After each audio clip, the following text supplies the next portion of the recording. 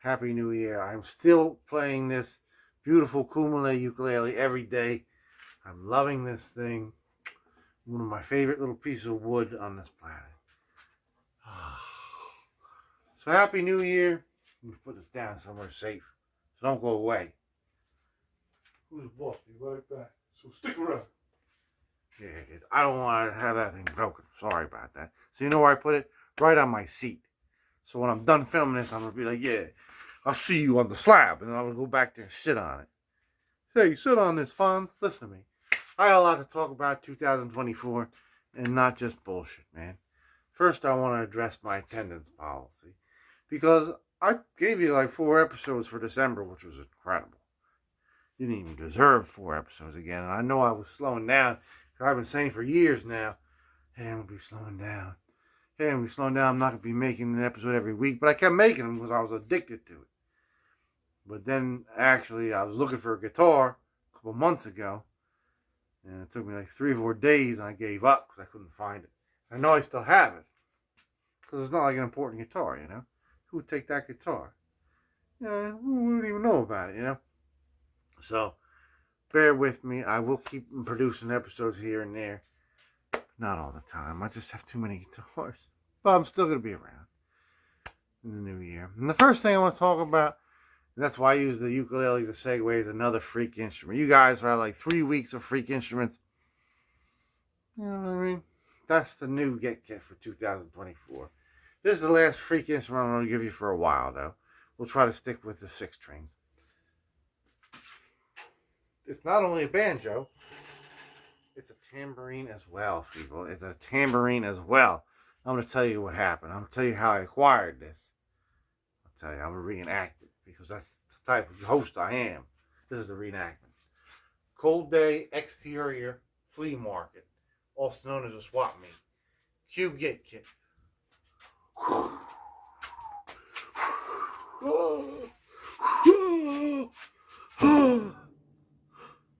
What's that? And I've seen this in its original case, open in front of this, like, you know what I mean, country boy. Big country boy. That's a piece of crap. Thought it was a banjo. Thought it was a tambourine. No. I played it one time. It's a piece of crap. $10. I was like, I looked at it. I smelled it. It looked brand new. It didn't look like it was a touch. Everything's on there. It's missing one string.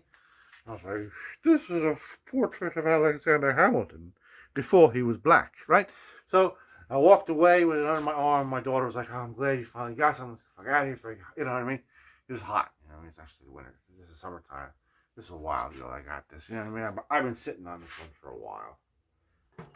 So I had a lot of banjos at the time, and I wanted to pepper them in there.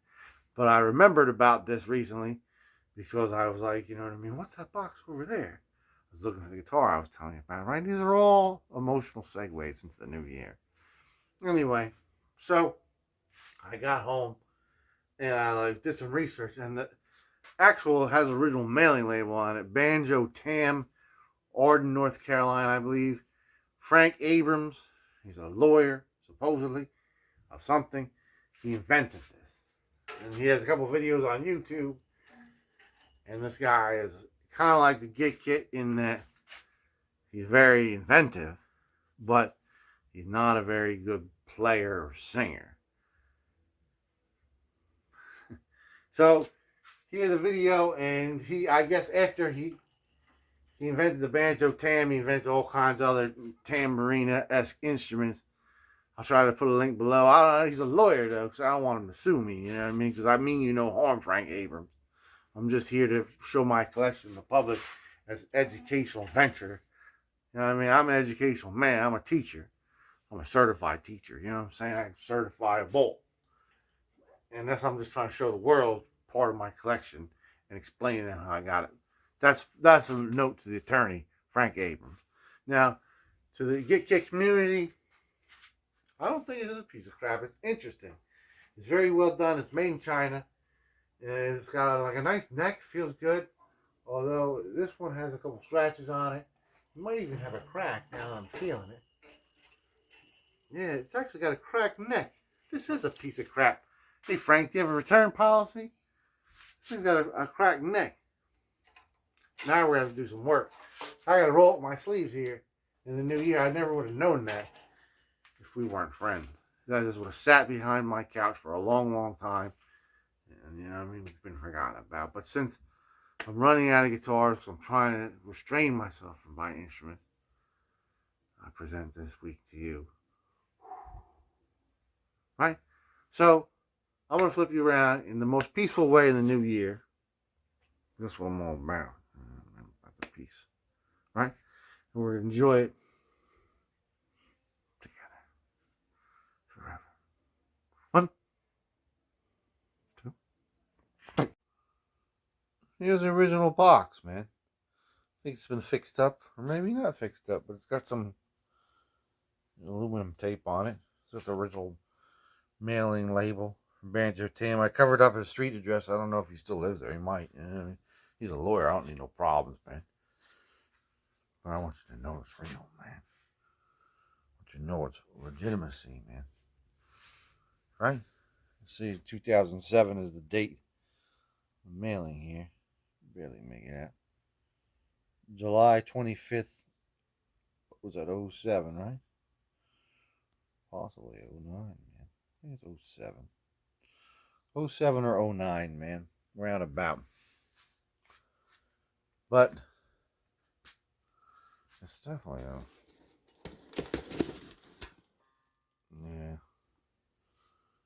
yeah. Let's get it out and look at it better that way, right?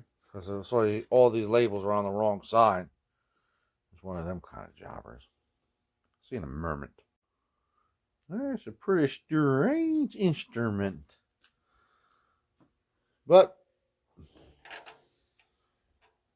other than the fact that the neck is cracked, it's like really like it's in good condition for such a. Where's that neck crack? Here it is, right here. Oh yeah, it's ugly. You see it? No, let's just see it. It's a hairline crack. They call it a hairline because it kind of looks like a hair. It's a tortoise, man. So we're going to bring that in the laboratory, pump it up with all kinds of glutes. And then we're going to play it for you. So I'll replace the thing. Chim chimney, chim chimney, chim chim chiroo. I got the banjo and it's a tambourine too. Right? Peace be with you, peace be with you. Let's go to the laboratory show. Welcome back to the laboratory. Now, in this subdued light here of the laboratory, we can see that this thing does have quite a bit of fret wear. This thing has been played, you know what I mean, quite a bit. You can see it. You can see it on the instrument. See, even up here. I don't know if this was lagging because it wasn't a very well built instrument. You can also see that neck crack a lot better from this angle. This phone is just not like good at seeing bad things. Let me if I turn the flash off. Maybe you can understand the plight. Because it is pretty bad. Do you see it? Yeah, now you can see it with the flash off. Hey, you flashy camera. You punk. So we got to pump some glue in there. I was debating, should we do super glue or should we do wood glue? Well, I've been kind of happy with this Gorilla. I'm not going to show you the trademark until I got a sponsorship. We're going to get that in there. I actually have a new thing of it. New year. New thing of glue. Just picked it up this morning from our friends at Target. So we're going to celebrate our return to the laboratory in the brand new year by just putting as much glue in there as we can with our little suction cup. It is quite bad, actually. Just like something that happens if you like throw your instrument or intentionally abuse it. Bass Mark had a Spirit bass as his first instrument had a bit of damage just like that. And I was like, what happened there, Bass Mark? He said, oh, I got really mad and I threw it. Right? Anger does not solve anything, my friends. Let's glue that up and just wait. Or wait, William. Wait for the willow wall of winter time. And there it is. The crack actually extended to the front of the fretboard too. It's a pretty big crack. So we took the suction cup and we worked that glue into that crack from both sides, from the front, from the back, until it was like, oozing out when you press down on it, on every crack point. And we did it really, really thoroughly. And then we got 2 clamps on there with a piece of wax paper. So we'll let it sit for, I don't know, half a date, something like that. Long enough. You know what I'm saying? You'll want to wash this guy off. Make sure he's nice and clean, glue free. Dry him out. Put him back away where he goes. I'll see you after we're dry, people. So it's been 24 hours, and you can see from the front of the fretboard that crack very clearly. Going up this way. Let me turn the flash off. Maybe it's a little bit more. See it? Yeah, man. So let's unhitch this guy, man, and take a look to see how good we got it. Oh, rejoice, my brothers. So it's pretty much solid piece, but there's like a big sort of ridge hanging up there. See that occupational ridge? We don't like that. Let's see if it looks any better like this. Two different studies of the same problem. So what we're gonna do is we're gonna tape it up pretty close to all the edges with just some regular masking tape. Then maybe we'll take some thicker masking tape and put it around, so you know what I mean. We're just making that for the people so we can get at it. We're gonna do a couple little steps to try to. You see it? You hear it? We don't want to hear that. So it's like a percussion. In South Land, I'm a Southman. Yeah, Southman. See when we're all taped up, friend. I isolated the crack house. Looks nice and tight. What do you want me to do with it? So we got it like pretty much taped off real nice. Got a piece of 200 sandpaper. It's almost virgin. It's almost never been sanded on nobody before. We're just sand that up real quick, but not too much. I don't want to get too clean shaven yet. You know what I mean? We'll just do it real quick, and I'll come right back out here. A special little step. All right, so we got it down to the point where it's like almost totally flush. It's almost like we can't feel it, but you still can feel a little bit, and that's good. That's right. So I'm going to take some of the super glue. So I got the label all chewed up because I glued itself together. It's real super, man. And I'm going to wick it. This is a really, really tiny wick into this crack. And then I'm going to wipe it. Let it in there for like, you know what I mean, maybe like 5 seconds. Wipe it off with this. And I'm going to pass a piece of this 320 over it. And just sort of like get a little bit of this finish inside of that finish. Inside the other finish. Inside the finish. Just to seal it out, man. Just to seal it out. And that'll be a fun time for us to experience together. Alright, so it's all done. Feels like it wasn't even there. However, it's a lot more visible now because unfortunately a couple little tiny pieces of the sandpaper got in there with the super glue and darkened it up. Oh well, I mean, it is life. Life is like that. See this guy right here? He's a little bent. I don't think he's supposed to be that way. We're going to take a little tiny tack hammer and just try to bend him back the right way. And I'll see you when we're done. Ready? 1, 2, 3. And there you go, man. Just a little dab will do you. You don't want to go too far. Just want to straighten it out. You don't want to break that nail. That's going to be a lot of crying if you break the nail at this point. Because replacing it is just going to be painful and might mess up the entire instrument. We're missing a string. How sad we are about that. Should be a 10. This 10 I took out of an old 12-string set. It's a nice Alice string. Hopefully it'll reach. I have some 9s that are a little bit longer, but I want a nice thick 10 on there. We'll get this guy on. And right before the glamour shots, I want to show you something, man. I want to show you something about the inventor of the Banjo-Tam that makes me think that he's got the same abilities that I do, man. he's definitely gifted. See you in a second. Now this is a promotional video made by the inventor of Banjo-Tam, Frank Abrams. He's a lawyer. So this is only for educational purposes. And he's demonstrating all the different instruments that he'd like to make different versions of tambourines out of. And just like Guitkit, he likes to play them. And he's about as good as I am, musically that is. Check it.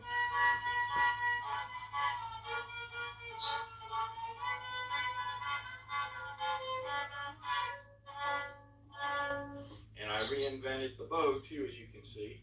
It is made out of a dowel stick. And there it is, man. See, I told you we're a strictly educational channel.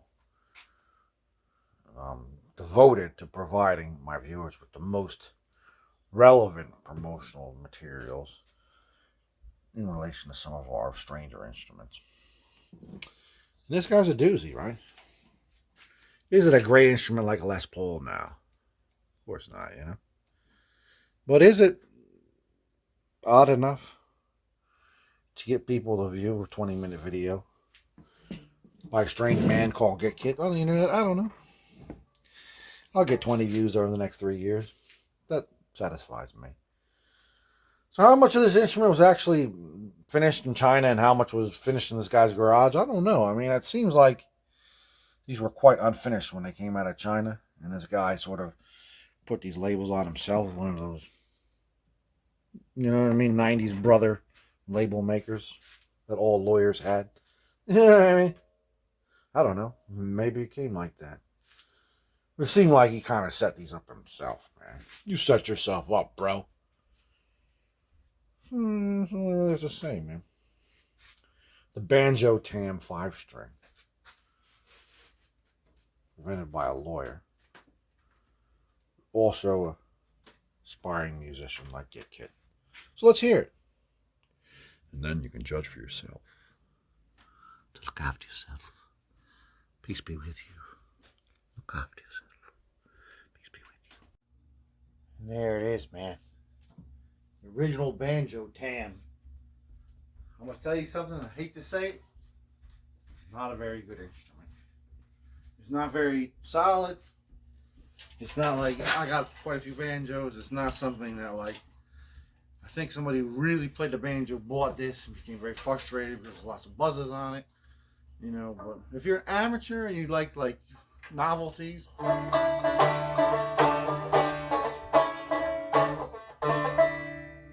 also want another announcement for you. I know I told you guys that next week I would give you a 6-string instrument. I said I loved you, but I lied. Hey man, I got something down the swap meet. I'll have to show it to you next week because it's just so crazy.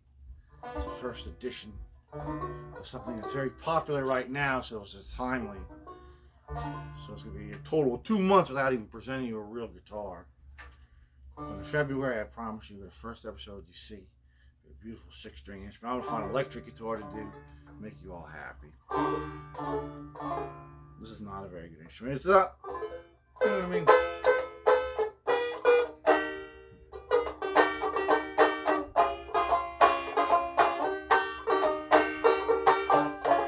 It's not the worst instrument. I just can't seem to get the whole thing about the tambourine thing. So when I was younger, I used to love going through my grandparents' 78 collection. I used to listen to all different kinds of music from different eras. And there was one record in there, Frankie Yankovic and his Yank. Frankie Yankovic and his Yanks. It was Acapulco Poco back with Red Lips Waltz. And I love both those sides to death. They're gorgeous, man. Now, Frankie Yankovic became America's polka king, like solo. But the Yanks, I guess, was something that grew out of war, you know, the patriotic Yanks thing. And it was like a bunch of guys singing harmony. Frankie Yankovic kind of coordinating. I believe there was a button box player as well. There's an organ player, and there was a banjo player. And they sang harmony, had all these little polkas and waltzes and things like that, man. It was a great, post-war sort of novelty, man. But I used to play that side over and over again. both of them, man. It's kind of rare these days. Nobody really has it. You have to find archive.org. In Rio de Janeiro, they do the bolero. No, no, no, no, no. In Madalingo, they do the bandingo. No, no, no, no, no. La la la la, let down these la la, the tango is ready. The polka, polka, the flamenco is here to stay. Hey man, Frankie Yang, rest in peace. I'm just as good as you, Mr. Abrams. Don't sue me for showing that 15 seconds clip of the promotional video. It's educational, man. Sorry your instrument wasn't all it turned out to be. And if you enjoy it, good, man. I'm glad you had a great success in life. It's a Banjo-Tam, man. U.S. patent number 6156960, year 2000. Banjo-Tam is a registered trademark, made in China. Peace be with you. Educational purposes only. Yeah, see you next week. Another freak instrument coming your way. I said I love you, but